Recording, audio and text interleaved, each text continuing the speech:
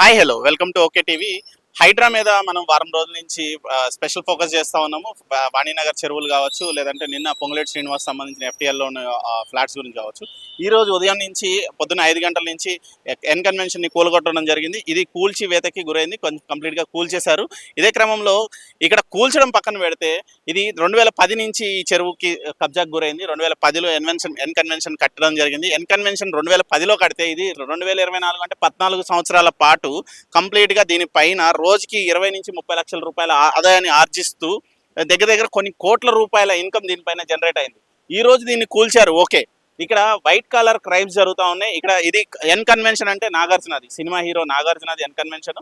So cinema hero white collar నేరాలు చేస్తూ, అంటే ఒక ఇన్ఫ్లుయెన్స్ ఉన్న వ్యక్తి, అంటే ఒక సొసైటీలో పలుకుబడి ఉన్న వ్యక్తి, నాగార్జున లాంటి వ్యక్తి ఒక సొసైటీలో వైట్ కలర్ క్రైమ్ చేస్తూ దాన్ని సీఎం రేంజ్ హోదా ఉన్న వ్యక్తిని కూడా మేనేజ్ చేయగలను అనే పరిస్థితుల్లో సీఎంని గత ప్రభుత్వంలో 2010లో కాంగ్రెస్ పార్టీ అవ్వచ్చు, 2014 నుంచి వచ్చిన బీఆర్ఎస్ ప్రభుత్వం అవ్వచ్చు, కేసీఆర్ కావచ్చు, ప్రభుత్వాల్ని మేనేజ్ చేసుకుంటూ 14 సంవత్సరాలుగా ఈ అక్రమ సంపాదన, అంటే ఇది అక్రమ కట్టడమైనప్పుడు ఇది అక్రమ సంపాదన అవుతుంది. కొన్ని వందల కోట్ల రూపాయలు ఆర్జించినట్టు తెలుస్తూ ఉంది.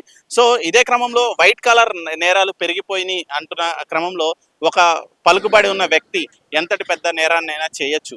ప్రభుత్వం తలుచుకుంటే ఎంత పెద్ద నేరస్తున్నైనా అరికట్టచ్చు. ఇట్లాంటి కూల్చివేతల ద్వారా రంగనాథ్ గారు లాంటి స్ట్రిక్ట్ అండ్ హానెస్ట్ ఆఫీసర్ చర్యల ద్వారా తెలుస్తుంది.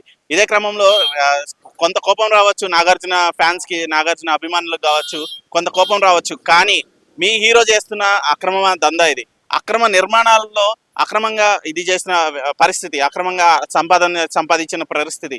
సో హీరోగా ఆయన కొన్ని వందల కోట్ల రూపాయలు ఆల్రెడీ సంపాదించుకున్నారు. వాళ్ళ తల్లిదండ్రులు తండ్రి తరం నుంచి సంపాదిస్తున్నా కూడా ఇక నాగార్జున గారు కొన్ని వందల కోట్ల రూపాయలు ఈ చెరువును ఆనుకున్న, మీరు చూడొచ్చు బ్యాక్గ్రౌండ్ లో కంప్లీట్ గా చెరువు ఉంది. ఆ చెరువుని పూడ్చి చెరువులోనే ఎన్ కన్వెన్షన్ అని చెప్పి కట్టడం, దాని మీద వందల కోట్ల రూపాయల అక్రమ సంపాదించడం, ఇది ఒక ఎత్తు అయితే, ఎన్ కన్వెన్షన్ ఈ రోజు కూలిపోవడం ఒక ఎత్తు అయితే, రంగనాథ్ గారికి స్ట్రైట్ అవే మేము రిక్వెస్ట్ చేస్తుంది ఏంటంటే ఓకే టీవీ తరఫున ఈ కట్టడాలు కూల్చివేశారు సరే, మరి ఇదే కార్యక్రమం మిగతా కట్టడాలపైన కూడా ఉంటుందా? లేదంటే వీళ్ళు ఇన్ని సంవత్సరాలుగా సంపాదించిన అక్రమార్జన, ఈ అక్రమ కట్టడమైనప్పుడు ఇది అక్రమ సంపాదన కూడా ఉంటుంది కదా, ఆ వందల కోట్ల రూపాయలని రికవరీ ఎలా చేస్తారు? ఈ ఎన్ కన్వెన్షన్కి సంబంధించిన పర్మిషన్స్ ఎవరిచ్చారు? అధికారులు ఇచ్చిన పర్మిషన్స్ వల్ల ఎన్ కన్వెన్షన్ నడుస్తుంది కాబట్టి అధికారులపైన చర్యలు తీసుకుంటారా? ఈ వందలాది కోట్ల రూపాయలని రీకలెక్ట్ చేయగలుగుతారా? వెనక్కి రప్పించగలుగుతారా? నాగార్జున లాంటి పెద్ద పెద్ద వైట్ కలర్ హోదాలో ఉన్న పెద్ద మనుషుల దగ్గర నుంచి మీరు ఈ డబ్బుల్ని వెనక్కి రప్పించగలుగుతారా? మూడోది, ఈ అక్రమ కట్టడాలకి సంబంధించిన ఆస్తులు కూల్చివేసి వచ్చిన ఆదాయం ఏదైతే ఉందో ఆ ఆదాయాన్ని చిన్న చిన్న 100 గజాలు, 200 గజాలు, 300 గజాలు ఫ్లాట్లు చెరువుల్లో కొనుక్కొని తెలియక కొనుక్కున్న వెంచర్ల తాలూకా వ్యక్తులకి మీరు ఈ ఆర్థిక సహాయం లేదంటే వాళ్ళకి కాంపన్సేట్ చేయగలుగుతారా?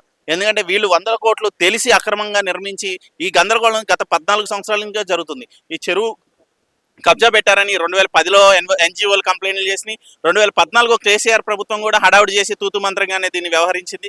తర్వాత 2014 తర్వాత నుంచి 2024 వరకు కూడా బీఆర్ఎస్ ప్రభుత్వం దీన్ని కాపాడుకుంటూ వచ్చింది. నాగార్జున ఎన్ కన్వెన్షన్ని కాపాడుకుంటూ వచ్చిన క్రమంలో ఇప్పుడు వచ్చిన రేవంత్ రెడ్డి గారు కావచ్చు, మిగతా మంత్రులు తీసుకున్న నిర్ణయం కూడా హర్షణీయం. సో హైడ్రాకి సంబంధించి వీళ్ళు కూల్చివేత చేయడం సక్రమమే, ఎందుకంటే కూల్చేశారు, ఇది అక్రమ నిర్మాణం. మళ్ళీ దీన్ని యథావిధిగా చెరువు కింద మారుస్తారా? ఎందుకంటే కింద ఆల్రెడీ ఇది కాంక్రీట్ తో ఫిల్ చేస్తుంది బాడీ. సో ఈ 10 ఏళ్ళు నష్టపోయింది పర్యావరణం, 10 ఏళ్ల పాటు నష్టపోయింది. ఈ పర్యావరణాన్ని రీకన్స్ట్రక్ట్ చేయగలుగుతారా? మొత్తాన్ని చెరువుగా చేయగలుగుతారా? ఈ ల్యాండ్ మళ్ళీ ఇంకెవరు కబ్జా చేయకుండా ఉంచగలుగుతారా? లేదంటే ఈ నాగార్జున లాంటి వైట్ కాలర్ నేరగాళ్ళని కంట్రోల్ చేయగలుగుతారా? ఇట్లాంటి కట్టడాలు ఇంకెన్ని ఉన్నాయి, వాటన్నింటినీ కూల్చగలుగుతారా? ఇవన్నీ క్వశ్చన్స్ గానే మిగిలిపోయినాయి. కొన్ని వందల కోట్ల రూపాయలు రోజుకి 15 నుంచి 30 లక్షల రూపాయలు ఒక వెడ్డింగ్కి తీసుకుంటున్న ఎన్ కన్వెన్షన్కి పర్మిషన్లు ఇచ్చిన అధికారులది తప్పు. 30 లక్షల రూపాయలు రోజుకి సంపాదిస్తూ దగ్గర కొన్ని వందల కోట్ల రూపాయలు ఈ 14 సంవత్సరాలు ఆర్జించిన ఎన్ కన్వెన్షన్ సంబంధించిన నాగార్జున దగ్గర నుంచి ఈ సొమ్ముని రికవరీ చేయగలుగుతారా? రికవరీ చేసి ప్రజలకి కాంపన్సేట్ చేయగలుగుతారు? ఎందుకంటే ప్రజలు చాలా మంది భూములు కోల్పోతున్నారు. ఈ చెరువులు అని తెలియక, ఎఫ్టీఎల్ ల్యాండ్స్ అని తెలియక వెంచర్లలో భూములు కొన్న నాయకులు ఎవరైతే ప్రజలు ఉన్నారో వీళ్ళ భూములు కూలుస్తాను అంటే వాళ్ళు ఒక భయభ్రాంతులకు గురవుతున్నారు. ఇక్కడ మొత్తం బ్లాక్ మెయిలింగ్ కి పాల్పడుతున్నారు. కొన్ని చోట్ల అయితే నాయకులు అక్కడ లోకల్గా ఇది ఎఫ్టీఎల్ ల్యాండ్, దీన్ని ఇచ్చేస్తున్నాం అని చెప్పేసి బ్లాక్ మెయిల్ కి పాల్పడుతున్న పరిస్థితి. సో వైట్ కాలర్ క్రైమ్స్ చేసిన వాళ్ళపైన క్రిమినల్ కేసులు బుక్ చేయగలుగుతారా? క్రిమినల్ కేసెస్ బుక్ చేసి ఇది వాళ్ళపైన చర్యలు తీసుకొని వాళ్ళపైన సరైన యాక్షన్ తీసుకునే దమ్ము ఈ ప్రభుత్వానికి ఉందా? కూల్చగొట్టడం వరకేనా? దీన్ని మళ్ళీ పునరుద్ధరిస్తారా? చెరువు కింద మారుస్తారా? మామిడి కుంట చెరువుని మళ్ళీ పునరుద్ధరించే పరిస్థితి ఉందా? ఇది హైడ్రామాకి పెద్ద క్వశ్చన్ మార్క్. దీనివల్ల జరిగిన డ్యామేజ్ చెప్తాను. ఇక్కడ మొత్తం అయ్యప్ప సొసైటీ మునిగిపోతుంది. ఈ చెరువుని ఎంక్రోచ్మెంట్ లోకి వెళ్ళడం వల్లే, ఈ కబ్జా జరగడం వల్లే ఇక్కడ అయ్యప్ప సొసైటీ మునిగిపోతుంది. హైటెక్ సిటీలో ఉన్న చాలా ఏరియాలో మునిగిపోతున్నాయి. ఈ చెరువు వాటర్ ఫ్లో ఎటెళ్ళాలి? ఈ చెరువుల్లోకి రావాలి. ఈ రావాల్సిన ఫ్లోని ఆపేశారు. ఆపేసి ఎన్కన్వెన్షన్ లాంటి భారీ కట్టడాలు కట్టడం, దీంతో పాటు చాలా కట్టడాలు ఉన్నాయి ఈ ఏరియాలో. ఓన్లీ ఎన్కన్వెన్షన్ అంటే నాగార్జునది కాబట్టి ఇంత హైలైట్ అవుతుంది, కానీ ఇలాంటి కట్టడాలు చాలా ఉన్నాయి. భారీ నిర్మాణాలు ఉన్నాయి. చుట్టూ షెడ్లతో నింపేశారు. ఇక్కడ అన్ని service centres, vehicle service centres, నార్మల్గా టెంపరీ షెడ్స్ వేసుకొని నిర్వహిస్తున్న పరిస్థితి ఇది. సో నాగార్జున పైన క్రిమినల్ యాక్షన్ తీసుకోవాలి. నాగార్జున వసూలు చేసిన కొన్ని వందల కోట్ల రూపాయల అక్రమ సంపాదన ఏదైతే ఉందో దాన్ని రికవరీ చేయాలి. నాగార్జున పైన క్రిమినల్ కేసెస్, ఈ అక్రమార్జన రికవరీతో పాటు ఆ రికవరీ చేసిన అమౌంట్ ఏదైతే ఉందో చిన్న మధ్యతరహా ల్యాండ్స్ ఆక్యుపై చేసుకొని వాళ్ళ ఎఫ్టీఎల్లో అని తెలియక కొనుక్కున్న బాధితులు ఎవరైతే ఉన్నారో వాళ్ళకి కాంపన్సేట్ చేయాలి. కాంపన్సేట్ చేసిన తర్వాత చేస్తేనే ఈ హైడ్రా అనే దానికి న్యాయం జరుగుతుంది. సో ఇది ఇక్కడున్న పరిస్థితి ఎన్కన్వెన్షన్ దగ్గర నుంచి మనం కవర్ చేస్తాం ఉన్నాం. పొంగులేటి శ్రీనివాస్ రెడ్డి ఇల్లు, లేదంటే సంధ్యా శ్రీధర్ బాబు ఇల్లు కూడా ఇలాంటి FTL లోనే ఉంది. సో వాళ్ళపైన కూడా చర్యలు తీసుకోవాలి. ఈ రోజు కాకపోతే ఒక సంవత్సరం తర్వాత, 6 నెలల తర్వాత అయినా సరే చర్యలు తీసుకోవాలి. కేటీఆర్ గారు దీనికి సమాధానం చెప్పాలి. ఆ farm house, Janwada farm house మీ ఫ్రెండ్ది, మీరు కూలగొడతా అన్నారు కదా, మరి ఇది ఎందుకు కూలగొట్టలేదు? ఇన్నేళ్ల పాటు మీ ప్రభుత్వ హయాంలో ఇది అక్రమ కట్టడం అని ఈ రోజు కూల్చారు కదా, మరి దీనిపైన ఎలాంటి కోర్టు స్టేలు లేవు. NGOలు కొట్లాడినాయి దీనిపైన.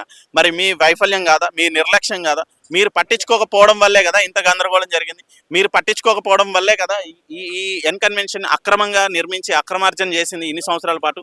దీనిలో పెళ్లిళ్ళే జరిగినాయి, వేరే ఏది జరగలేదు. కాకపోతే ఇక్కడ సంపాదించిన సంపాదన అంతా మరి ప్రజలకి పంచాలి అనేది OKTV కోరుకుంటుంది. Thank you.